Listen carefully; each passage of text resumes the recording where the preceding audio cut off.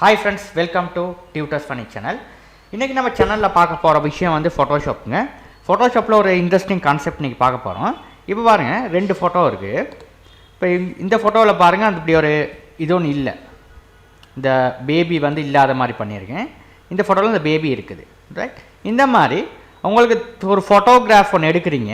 அந்த ஃபோட்டோகிராஃபில் ஒரு யாராவது ஒருத்தவங்க பின்னுக்கு பேக்ரவுண்டில் இருக்கிறாங்கன்னா அவங்கள இல்லாமாக்கலாம், ரைட்? அதான் அவங்களுக்கு தேவையில்லாத ஒரு விஷயத்தை உங்களுக்கு இல்லாமாக்குறது எப்படின்றத இன்றைக்கான வீடியோவில் நம்ம பார்க்க போகிறோம், ரைட்? இப்போ பார்த்தீங்கன்னா இந்த துணியில் யாரும் இல்லாத மாதிரி ஆக்கியிருக்கேன். இந்த மாதிரி ஒரு இஃபெக்ட் வந்து நம்ம எப்படி செய்கிறதுன்றதை பார்ப்போம். இந்த பேபி இந்த ஃபோட்டோவில் இருக்குது, இல்லை ரைட்? இப்போ நான் என்ன பண்ண போகிறேன்னா, இந்த ஃபோட்டோவை நான் எடுக்கிறேன், இதை வந்து நான் ரிமூவ் பண்ணிக்கிறேன். இப்போ வந்து இதிலேயே வந்து ஒரு டூப்ளிகேட் எடுப்போம். ரைட் கிளிக் பண்ணி டூப்ளிகேட் பண்ணி ஓகே பண்ணுங்க, ரைட்?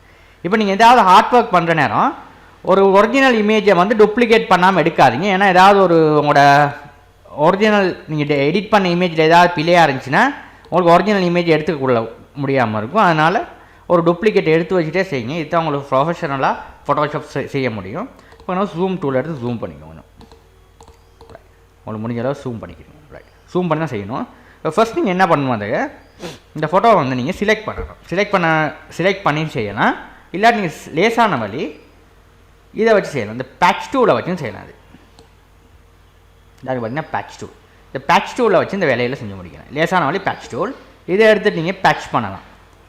இப்போ இந்த துண்டிலேருந்து இந்த அதாவது கவனமாக பேட்ச் பண்ணணும். இப்போ இந்த 2 துண்டும் கீழே இந்த பேக்ரவுண்டோடு பொருந்தணும். அப்படின்னா இதை அப்படியே பேட்ச் பண்ணணும். அப்படியே பேட்ச் பண்ணிவிட்டு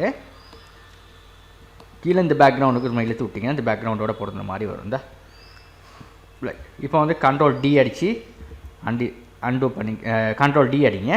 செலக்ட் பண்ணிவிட்டு திரும்ப அடுத்த இந்த துண்டு இதை அப்படியே அந்த கணக்கான இந்த பேக்ரவுண்டோட மேட்ச் பண்ணுங்கள். அப்படின்னா தான் கணக்கான மேட்ச் இதாக ஆகும், ரைட்? அதே மாதிரி தான் இதுகளை அப்படியே தூக்கி கட் பண்ணிட்டு இந்த பேக்ரவுண்டோட, ரைட்? ஒரேடியாக செஞ்சிங்கன்னா அது சரி நல்லா இருக்காது. முதல்ல நீங்கள் டைம் எடுத்து செய்யணும். அப்படின்னா இது வந்து மேட்ச் ஆகும், ரைட்? இப்போ இந்த துண்டு இது அப்படியே இந்த துண்டு இது அப்படியே செலக்ட் பண்ணியாச்சு. இந்த துண்டு இப்போ இந்த மாதிரி வந்துச்சு. வந்ததுக்கப்புறம் திரும்ப பார்த்திங்கன்னா அந்த துண்டுகள் இன்னும் இருக்குது. இப்போ அதே மாதிரி இப்போ முதல்ல மாதிரியே இப்போ கொஞ்சம் இதுகளை மாதிரி இதை அப்படியே துண்டு அப்படியே இது பண்ணிவிட்டு தூக்கி இப்படி போடுங்க.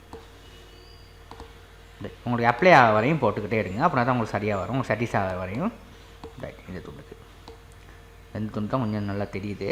அந்த துண்டை வந்து கொஞ்சம் இப்படி பண்ணிட்டு கொஞ்சம் கட் பண்ணுவோம். இப்போ கொஞ்சம் கொஞ்சமாக இதாகிடுச்சு. இப்போ வந்து கொஞ்சம் கொஞ்சமாக அந்த துண்டு திரும்பியும் தூக்கி போடுங்க. உங்களுக்கு முடிஞ்ச அளவில் தூக்கி போட்டிங்கன்னா தான் அந்த இதாக அப்ளை ஆகும் துண்டுகள்,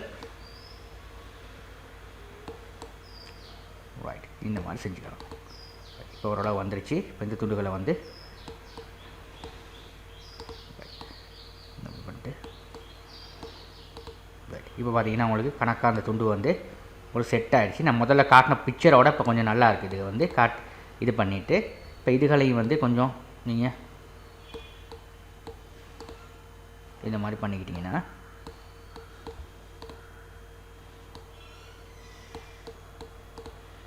ரைட். இப்போ பார்த்தீங்கன்னா உங்களுக்கு இன்னமும் கொஞ்சம் ஏதாவது டிஃப்ரெண்ட் உங்களுக்கு இருக்குதுன்னா கொஞ்சம் கிட்ட போடுங்க. இப்போ வந்து கண்ட்ரோல்ஸ் இது பண்ணி பாருங்கள். இப்போ பாருங்கள், ஒரு ஆளுங்கன்னா இல்லாத மாதிரியே இந்த துண்டை வந்து நான் செஞ்சு வச்சுருக்கேன். இப்போ அந்த துண்டில் வந்து யாரும் இல்லாத மாதிரியே இந்த இடத்த பண்ணி வச்சுருக்கேன், ரைட்?